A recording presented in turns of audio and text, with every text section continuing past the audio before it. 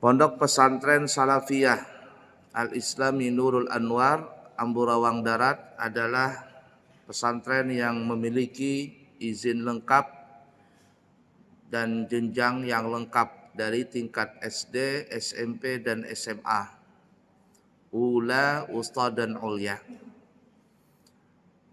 Oleh karenanya pesantren Salafiyah Al-Islami Nurul Anwar siap menerima pendaftaran santri baru ajaran 2026-2027 dan kita terima dari umur 7 tahun.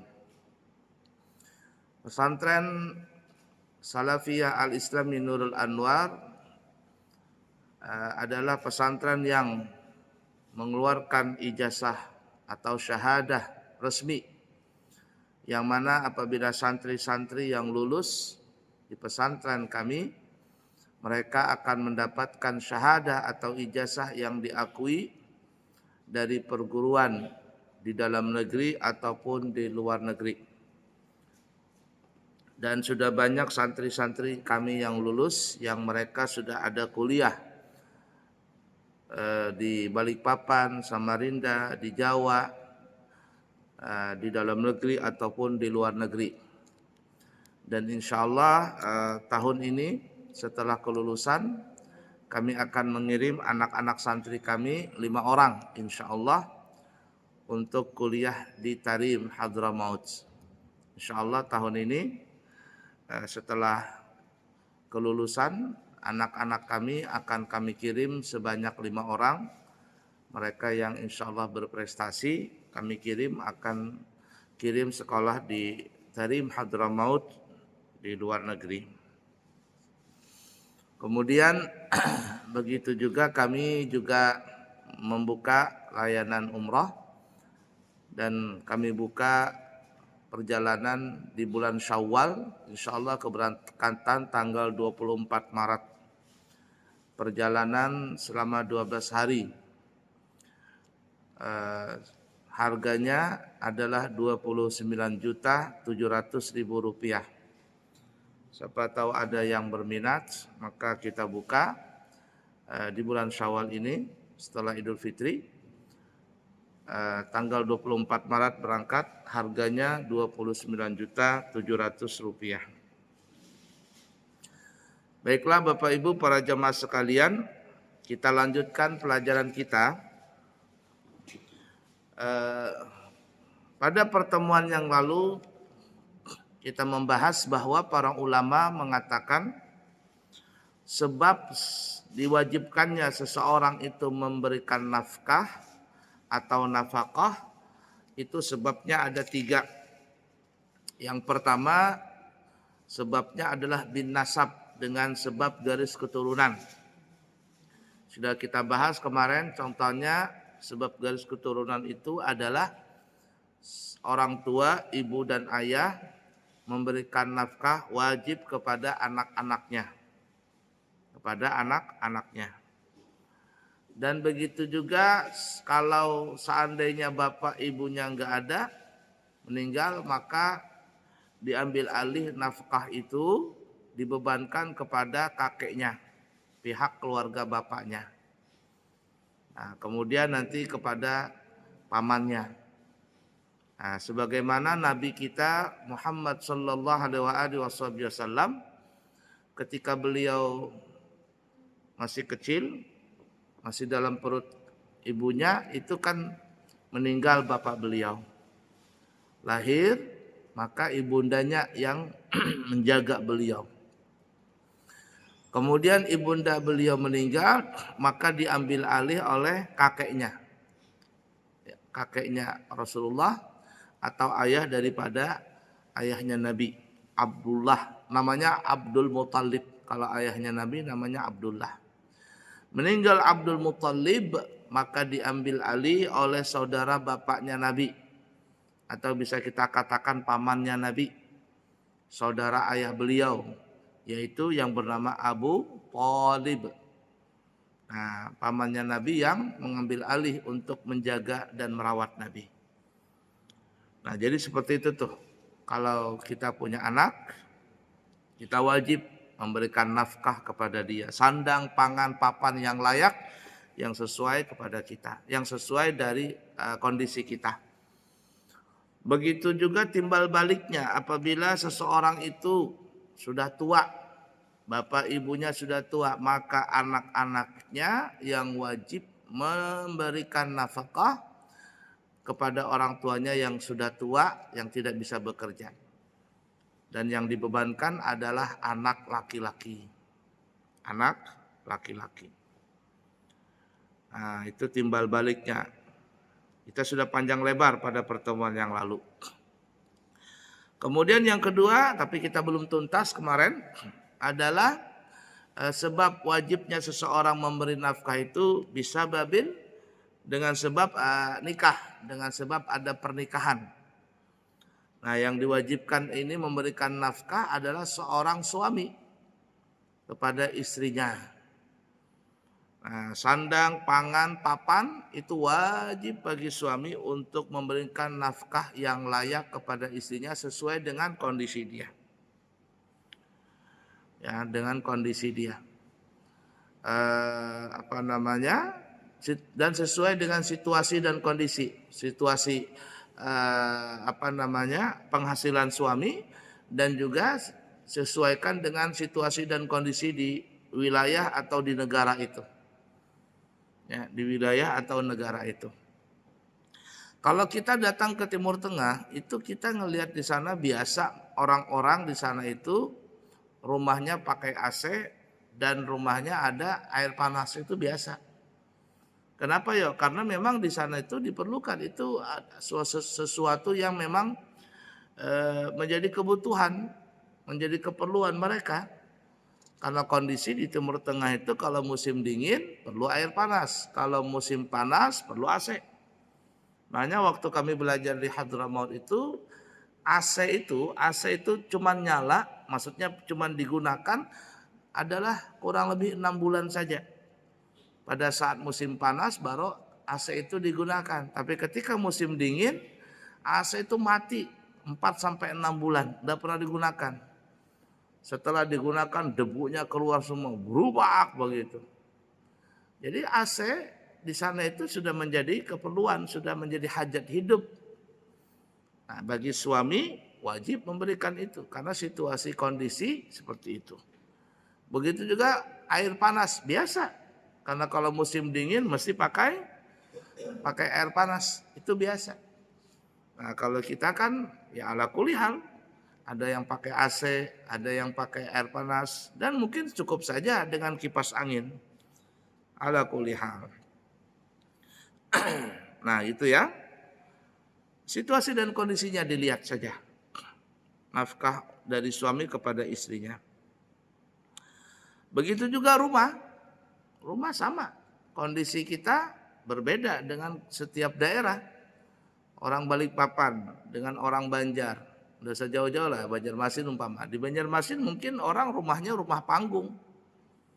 Karena kalau seandainya banjir, ya panggung, tinggi, aman.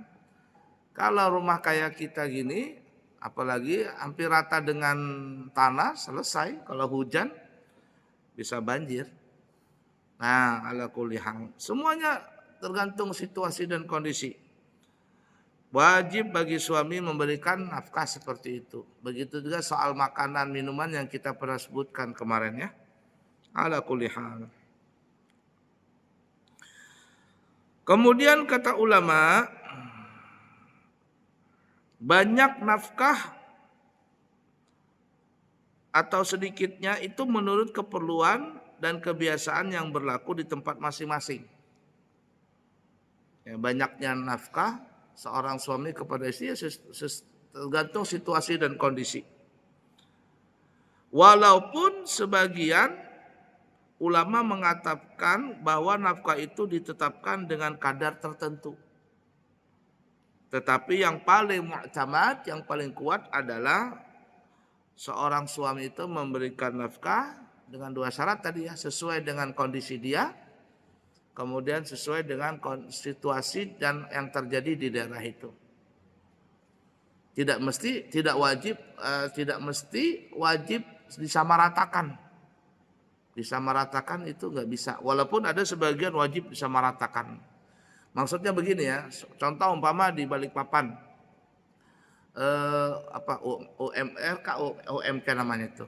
Umum, upah minimum kota umpama. Berapa umpama? Keperluan orang Balikpapan umpama sekian, maka suami wajib memberikan kepada istrinya sekian. Mau yang miskin, mau yang kaya sama rata.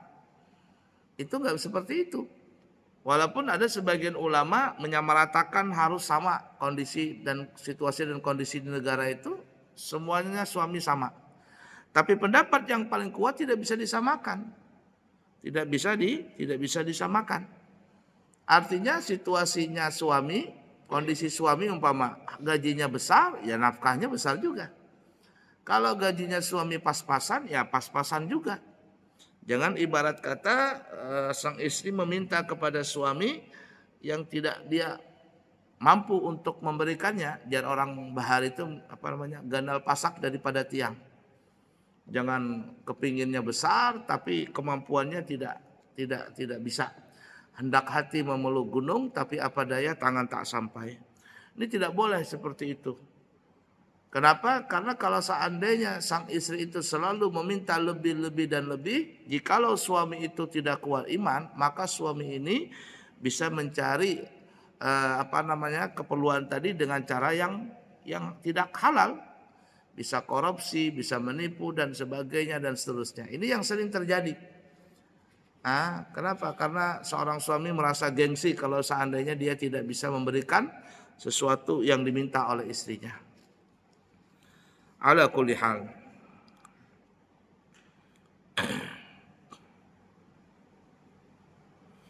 Nah, jadi yang paling mutamat itu tidak ada batasan khusus suami itu memberikan sekian, tidak ada.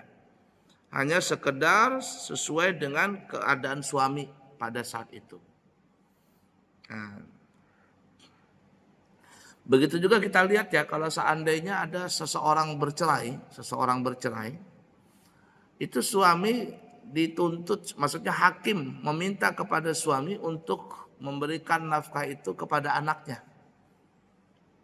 Kalau dia punya anak dari hasil perceraian dengan istri pertama itu, ada anaknya, seorang hakim ini bisa menekan suami tadi memberikan nafkah kepada anaknya.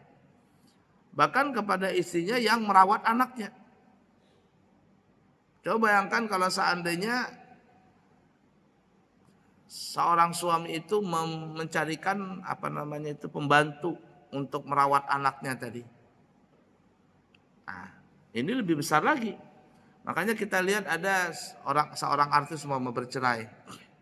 Sang hakim meminta kepada suami itu setelah resmi bercerai bahwa suami ini wajib memberikan nafkah kepada anaknya 20 juta umpama. Ada yang 30 juta, ada seperti itu. Ya memang kondisi suaminya kaya. Ya seperti itu sudah dituntut. Hitam di atas putih nanti tertulis. Jadi sang istri ini, mantan istri mendapatkan 20 juta. Untuk apa? Untuk anaknya. Dan kepada dia yang merawat anak-anak suami tadi. Ala kulli hal. Tapi kalau seandainya nggak ada duitnya bagaimana? Suaminya pas-pasan juga ya, ala kulli hal. Itu yang sering dikatakan seorang janda. Janda-janda itu katanya rela untuk tidak makan agar anaknya bisa makan. Janda itu dia rela untuk tidak makan untuk memberikan makan buat anak-anaknya. Nah, bagaimana suami marah-marah, mantan suami ini marah-marah ketika mantan istrinya ini minta biaya untuk anaknya. Banyak banget katanya lah. Kata istrinya, mantan istrinya, ini anakmu ini. Anakmu. Tapi ya tadilah banyak terjadi di antara kita itu kalau sudah bercerai, anak itu istri yang nanggung.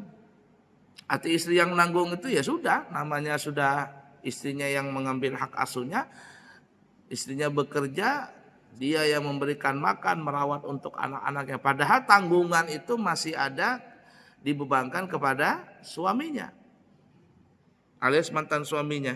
Karena kan itu anak-anaknya itu. Jadi perlu diperhatikan ini.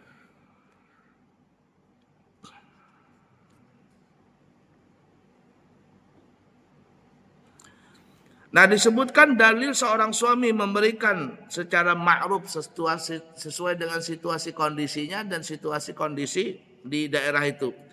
Allah menyebutkan dalam Al-Quran surah Al-Baqarah ayat 228. Walahunna mithlul ladzi alaihinna bil ma'ruf. Dan para wanita alias istri-istri mempunyai hak. Kalau dia punya hak berarti dia boleh meminta kepada suaminya, menuntut kepada suaminya. Kalau suaminya tidak memberi, dia boleh melapor ke pengadilan.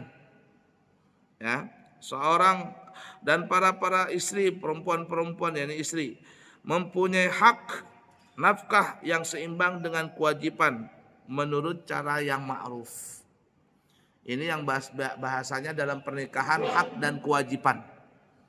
Hak dan kewajiban suami istri. Haknya istri itu apa? Ya haknya istri ya dinafkahi. Kewajiban istri itu apa? Taat kepada suaminya. Taat. Itu aja. Perempuan itu tidak wajib nyuci, tidak wajib masak, tidak wajib apa semuanya nggak wajib. Dia cuma melayani suaminya. Melayani itu ya pertama melayani apa namanya? Mohon maaf ya, biologi suami. Istri tidak wajib nyuci, tidak wajib masak. Tapi ketika suami bilang suruh nyuci baju katanya. Nah, ketika ada perintah seperti itu, maka itu hukumnya wajib. Masak kata suaminya, ini ada uang, masak. Ketika suami bilang masak, selesai sudah. Maka itu wajib. Hukum asalnya tidak ada wajib. Tapi ketika suami memerintahkan, selesai urusan. Selesai. Alias perempuan itu wajib masak, wajib mencuci ketika suami menyuruh. Dan suami jangan juga mentang-mentang mau sakit, mau sehat, pokoknya nyuci, pokoknya masak, jangan juga. Kasihan juga istri, kan istri bukan babu kita. Ala kulli hal.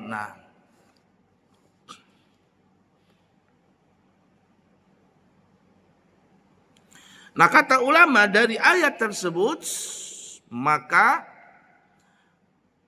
nafkah seorang istri itu harus sesuai dengan ketaatannya. Bil ma'ruf, dengan ketaatannya. Artinya nafkah seorang suami ini bisa gugur, alias suami boleh tidak menafkahi istrinya.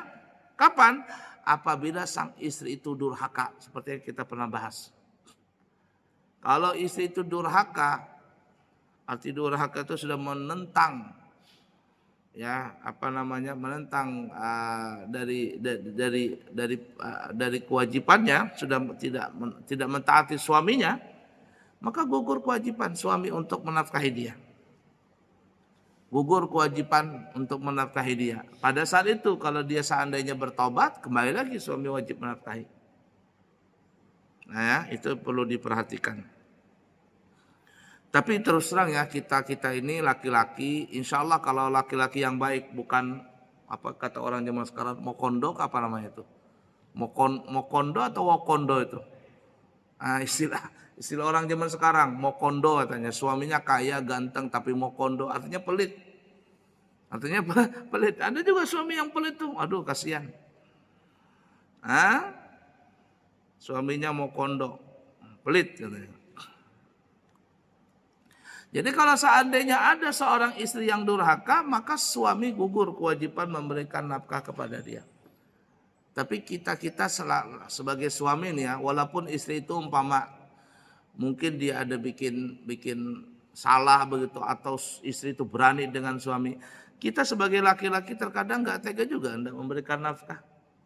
Ketika lebaran kita berusaha tuh ngasih baju untuk dia. Kita berusaha menyediakan AC di kamarnya dia, kita berusaha memberikan kasur yang empuk, pakaian yang layak, emas kita belikan semaksimal mungkin kita. Malu kita sebagai laki-laki kalau tidak bisa memberikan itu, karena harganya seorang laki-laki adalah dia memberikan.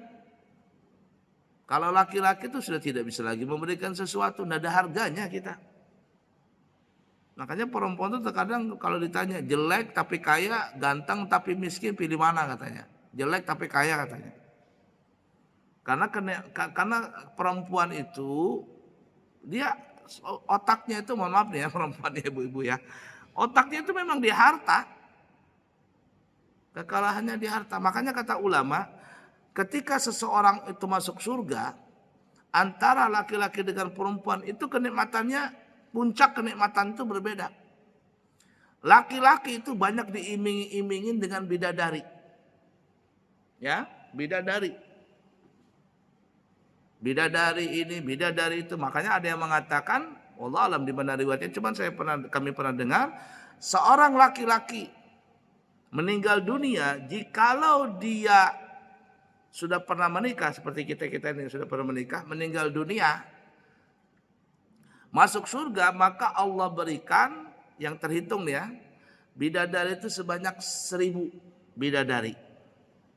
Bayangkan itu, satu kelurahan istrinya dia semua. 1000 bidadari. Kalau dia belum pernah menikah, seorang laki-laki nih, maka diberikan bidadari sebanyak 12.000. Nah, ada tambahan 2.000 karena waktu di dunia belum pernah menikah. Ada tambahannya gantian 2.000. Itu yang terhitung. Belum lagi yang tidak terhitung. Ada ulama yang mengatakan di mana ambilannya itu kalau siapa yang membersihkan masjid. Satu kotoran di masjid maka Allah ganti dengan satu bidadari. Satu kotoran di masjid ada benang atau apa begitu diambil dibuang keluar. Satu kotoran Allah ganti satu bidadari. Makanya kalau mau tahu siapa yang paling banyak punya istri bidadari di surga adalah Budi. Nah, Budi paling banyak karena dia membersihkan masjid terus. La ilaha illallah. Tapi sebaliknya perempuan, kita hampir jarang, mungkin tidak pernah mendengar namanya bidadara itu. Walaupun ada sebagian yang mengatakan ada bidadara itu, tapi jauh pendapatnya itu lemah sekali. Perempuan diiming-iming itu bukan bidadara. Bagaimana mungkin dia dapat bidadara sedangkan dia sudah punya suami? Kecuali perempuan yang meninggal dunia belum punya suami. Maka bisa jadi Allah berikan bidadara. Tapi puncak kenikmatan di surga bagi seorang perempuan itu bukan di laki-laki. Puncak kenikmatan seorang perempuan adalah di perhiasan. Di perhiasan. Makanya perempuan tuh mohon maaf nih kalau ya tapi memang begitu keadaannya. Perempuan itu terkadang dia rela untuk menjanda sampai tua menjanda bisa dia. Yang penting dia kaya, pakai emas sampai ke siku. Ibarat katanya kalungnya bukan semeter lagi sampai ke dada sini. Giwangnya apa semuanya. Wow, dia bisa menjanda. Yang penting dia terpuaskan dengan keinginan perhiasan tadi. Perempuan, laki-laki beda. Meninggal istri 1 minggu, jangankan 1 minggu, sebelum meninggal sudah berpikir hendak berbini pulang. Kita laki-laki nggak tahan, diakui nggak diakui sama aja kita kelakuan. Ya. Mau yang bebolang kayak yang tidak bebolang sama aja kelakuan. Memang seperti itu kita. Memang seperti itu. Nah, kita laki-laki dituntut untuk memberikan nafkah. Dan perhatian yang perlu diperhatikan ya. Kalau dia mempunyai istri 2, 3, 4, maka beban seorang suami lebih berat untuk menafkahi istrinya. Jangan mentang-mentang bergaya hendak berbini 2, berisi duit kada banyak, hendak berbini 2, la ilaha illallah. Nah, di akhirat nanti merengkat jalannya.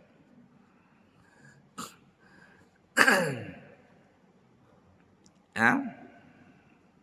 Nah, jadi gugur kewajiban seorang suami memberikan nafkah apabila istrinya itu durhaka. Durhaka ini dalam pandangan syariat. Artinya umpama seorang suami menyuruh untuk berpakaian menutup aurat, dia nggak mau membuka aurat, ini menentang. Suami nyuruh sholat, dia nggak mau, ini menentang. Gugur kewajiban suami memberikan nafkah. Tapi kita Orang timuran ndak tegaan. Walaupun istri itu umpama ada istri yang nakal begitu, yang jahat, tetap aja kita berikan nafkah. Tapi kalau di Arab ndak bisa. Di Arab selesai. Istrinya ngelawan, selesai sudah. Nggak dinafkahinya atau yang paling parah diceraikannya langsung. Baik, kemudian disebutkan di dalam hadis Imam Muslim, ittaqullaha